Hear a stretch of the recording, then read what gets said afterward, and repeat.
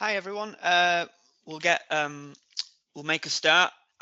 Through this session, I will be asking questions. So type your answers in the chat or unmute your microphones. Quite simply, the quicker we get through this, the quicker we can break for lunch. So just answer all the questions that I ask. This session, as you can see, is on analysing data. It's clearly something that you all need for your dissertations. So through the session, we'll have a look at what analysing data means, getting meaning out of your data sets, and then how to present that in your work. So, what does analysing data mean?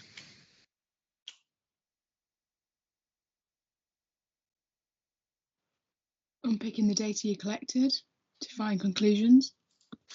Yeah, quite literally that. You are asking what your data has said to find the conclusions for what it means.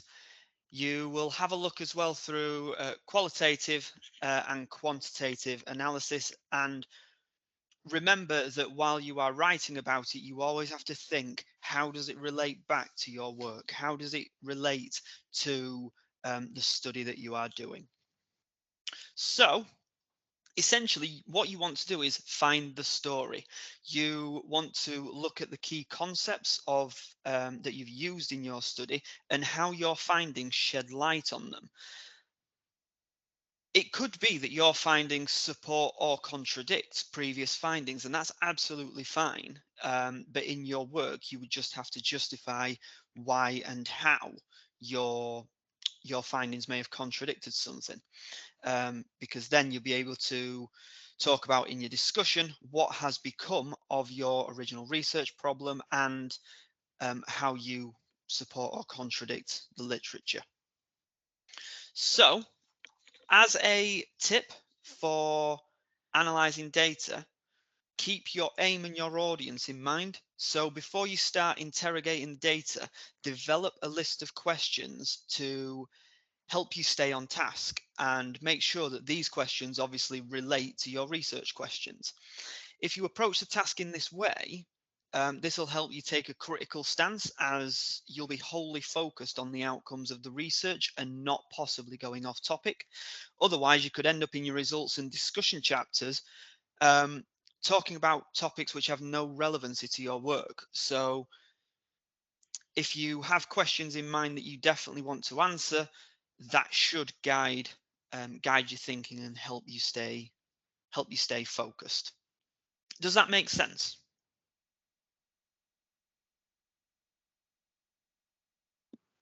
Yeah. Thanks for that. So, in terms of finding the story with your quantitative data, there are lots and lots of different questions that you could ask that help with your analysis. Sort of, what do the numbers indicate, and what is your interpretation of it? Also, how you look at how you're actually looking at your data. So are you interested in averages? Are you interested in differences, changes over time, the spread of the data? These are kind of questions that you need to figure out before you start to break it down, just to make sure you are definitely answering your research question. You are also going to look at things, you might look at what's the mean or median of things. How is the data grouped together, or is it spread out? Do figures go up or down? Do they differ between different groups? And by different groups, it could be that it depends on who's taken part in your research. So has things differed between teachers and students, or could it be teachers of different ages that you've looked at, or different subjects? They are all included in this. You'd also look at, are the results what you expected, or are they not? And essentially, do they answer your research question? Which, if you've planned everything out properly, they absolutely should do. Has anyone got any questions with that?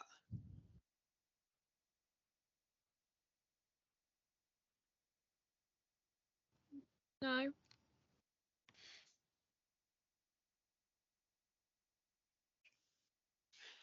If anyone does have any questions, just feel free to type them in the chat as I'm going along.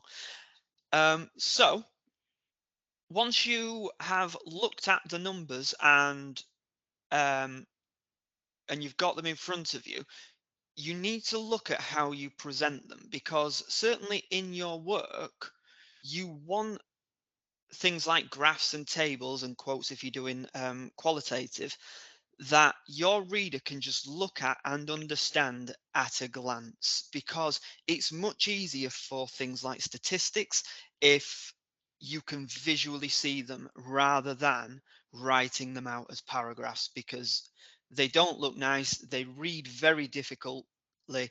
Have them as a graph or a table, just so um, that your reader can see exactly what you mean straight away. And with this, we often use spreadsheets, databases, and as I say, table or graphs to do this. For instance, if you have data in a table, you can manipulate it using functions such as sum, average, or mean. But with tables, sometimes these trends can be difficult to spot. So you may want to change the format of the data, for example, into a graph or a pie chart or a line chart, whatever it may be. Because as you can see on the picture on that slide, the bar charts on the second row clearly show different trends. So that's the kind of thing that you want to look at. And in your work, you also want to make sure these are labeled correctly so that you can refer to them in your results and discussion. For example, figure 1, a chart to show children's school attendance 2020-2021. Something along that, because then in your results and discussion, you can refer to it as in figure 1 rather than explaining um, everything that's going to come.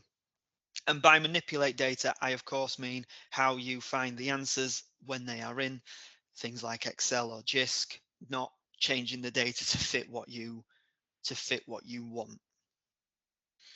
So presenting quantitative data, which graph should you use to show how many? If you want a simple graph or table to show how many, which would you use? Would a bar chart be best? We've got a bar chart. Anyone else?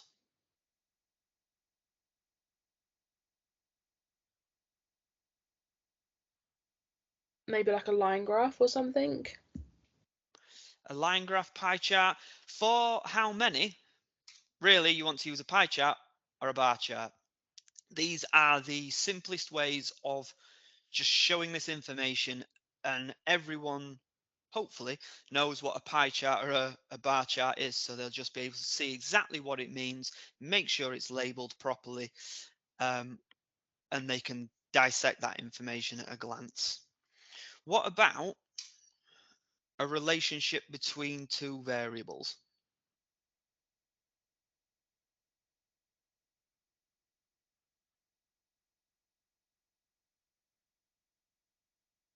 Could you use a bar chart again?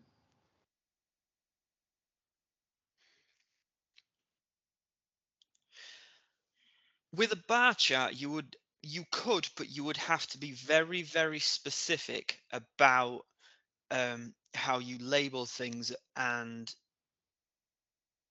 essentially the way that it's set out. I would do exactly what Rhiannon's just said and use a scatter graph, because you can have one variable along the bottom on the x-axis, one on the y-axis, and you can simply chart where they meet both variables. So that would be the easiest one. And the last one, what about change over time?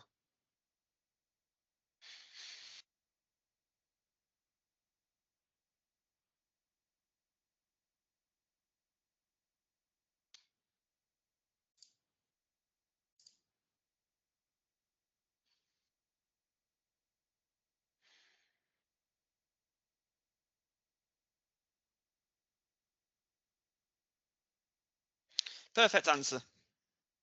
A line chart essentially would be the easiest would be the easiest to use, because you can show exactly how many certain things appear at that time as time progresses. Essentially, just make sure that you are using the graph or table that will show your work best. It may be that you play around with it and find one that definitely fits your work, but make sure that it is easy to dissect. So, about writing and integrating these into your discussion chapter. As you can see here, I've essentially laid it out exactly how you should look at it. So you could have your finding. Obviously, this is about students managing their time at university. Your finding might be that 95% of students struggle with this. Ask yourself what you think about it and why. So you expected it to be less than that because in previous literature you've read that it puts it around 60 to 70%. Then you have to think about why that could have been, and why those figures were so different. Now, in this example, the survey looked at a large number of mature students, which was different to previous samples. And this could be the case because mature students may have full-time jobs that go alongside their work, and that makes it difficult for time management. And it also looked at a very particular department. So then in your final paragraph, you are essentially just putting that together, but written academically. So you would say that the percentage was much higher at 95% rather than, and include the literature in there to back up what you are saying. You give the reason. This may be due to the large number of mature students. Link that again to literature. So Taylor, 2004, described how additional time commitments, and then you would explain what it means in relation to your work. Rosalind chose the highest data or the most interesting. You would choose the data that answers your research question, which could be either. Hopefully, it would be the most interesting if it's looking at exactly what your research question is. If you find something that is particularly surprising that you weren't expecting, absolutely mention that, because the whole point of research is to add new knowledge. So if you find something that is surprising in your work, definitely speak about it, and add that in. And then at the end of your paragraph for your discussion, you might want to make recommendations depending on the kind of work that you are looking at. Has anyone got any questions with that, or any other questions?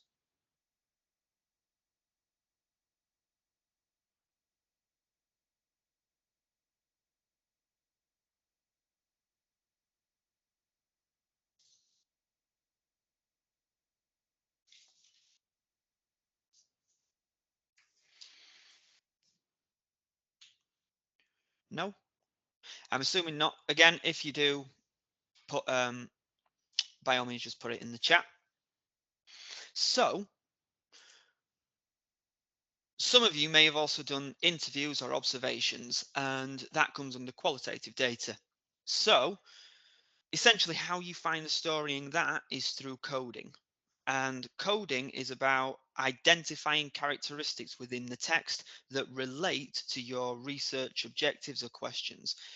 You can use software like Quirkos, or you can do it manually, as I prefer to do, because I think you get a better handle on the data. For that, use highlighters, post-it notes, and it'll help you get a sense of what your participants are saying, thinking, and feeling. And also, you'll be able to hopefully remember from the interviews how they said it. So was it in a positive or negative way? Make sure that your codes are labeled and organized. For example, highlights in green might mean emotion, and yellow might mean relationships. Within these, you will also have sub-themes. So for example, your overarching theme may be emotion, but this may include sub-themes of things like passion or frustration. It's up to you how you set these out, because it completely depends on your research. But always make sure that they are what your participants are saying and how they relate to your questions. Again, in this section, you may talk about things that are surprising, that you possibly didn't expect, or things that you did expect that weren't included. Look at different words or phrases that are used by participants. So, for example, if you are talking about teacher workload, for example, if that's what your research is about, you may see the phrase assessments or marking, or essentially additional jobs other than teaching. They may be the things that you pick out and discuss in your work. Does that all make sense?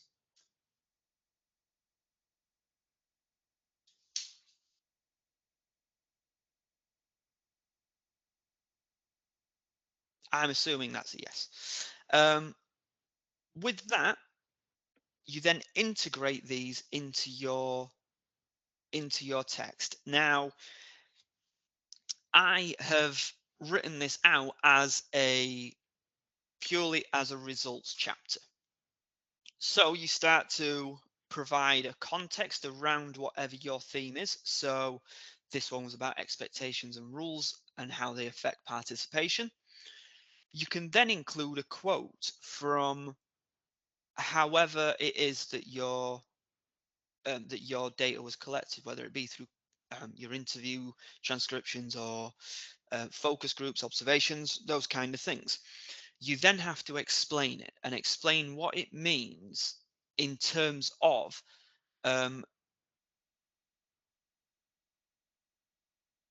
not only the question, but how they feel about it. Has anyone got any questions about this?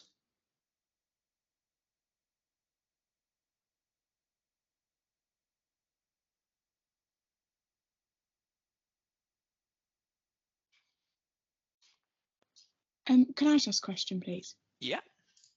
So with primary ed, I know on the breakdown that you put on, I think his name was Mark, that Mark put on, Yep. the analysis and I think he said discussion were two separate parts, I think, when he did his breakdown.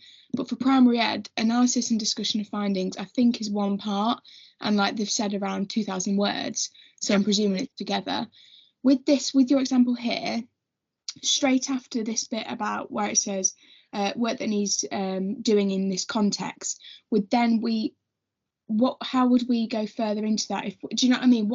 How would the primary ed people do this? Yeah, completely get it.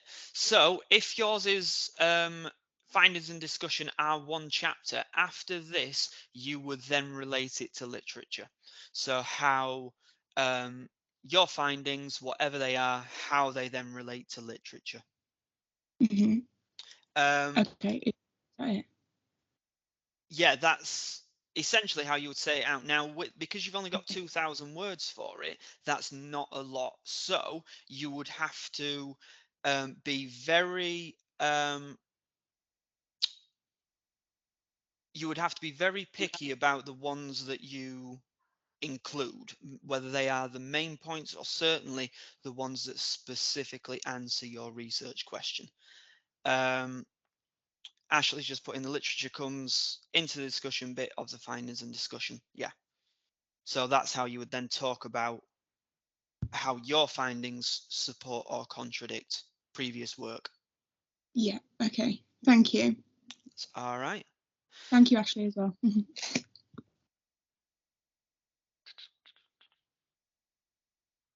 Rosalind, how can we lay out qualitative data to support quantity? So I'm just trying to think exactly essentially how I would set that out.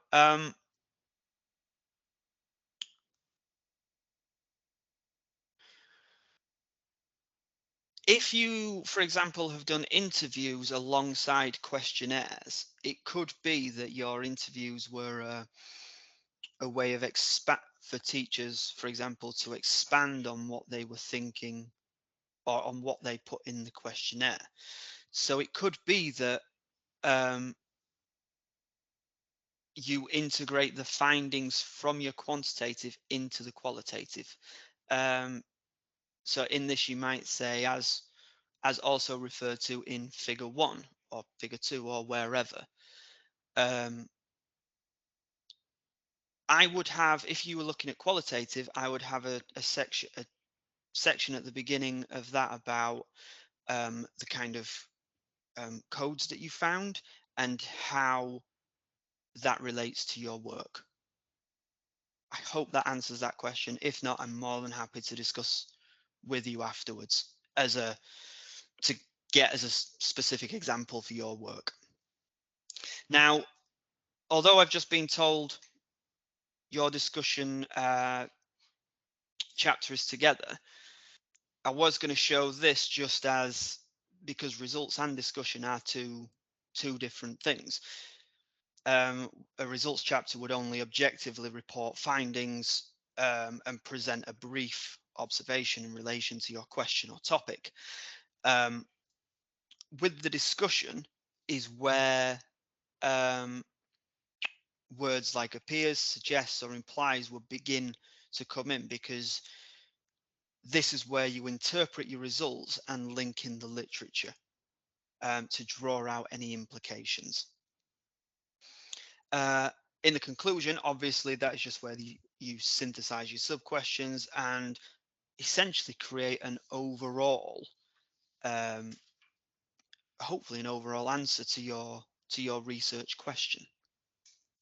Now, some common pitfalls that people certainly get into is going beyond the data and kind of reaching for an explanation that isn't there. Try and stay with essentially what your research says. Sometimes people use very definitive language like proves, shows, and that's the kind of thing you should stay away from. It should be this suggests or implies, because essentially your research will not prove a certain thing. It will add weight to an argument, but it will not prove it. Try not to include unnecessary information. As Ashley said, you've got 7,500 words. So, and when you break that down among the sections, you have not got a lot of room to waffle. Keep it with how it relates to your research question and be very concise in that. Don't go into too much detail when presenting your data, so you are not.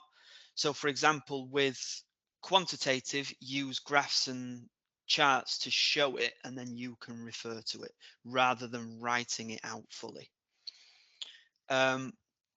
Some other things that people do are not actually interpreting the data. They just kind of put in a chart or a quote.